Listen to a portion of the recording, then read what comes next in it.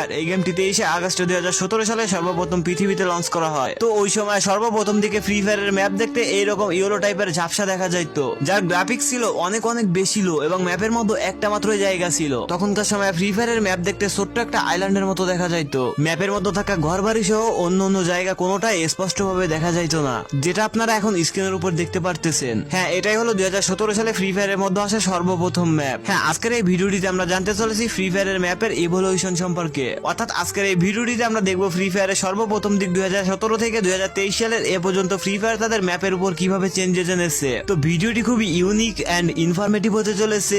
I hope আপনারা ভিডিওটি একদম শেষ পর্যন্ত দেখবেন। So let's start. আপনারা এখন স্ক্রিনের উপর যেটা দেখতে পারতেছেন এটা হলো ফ্রি ফায়ারের 2017 সালের ম্যাপ, যেটা দেখতে গ্রাফিক্সের দিক থেকে অনেক অনেক বেশি লো ছিল। এখনকার সময়ের ফ্রি ফায়ার প্লেয়ারদের কাছে এই ম্যাপ দেখতে অনেকটা খারাপ লাগলেও তখনকার সময়ের পুরনো প্লেয়ারদের কাছে কিন্তু এই ম্যাপ এখনো একটা ইমোশন। এটা ছিল মূলত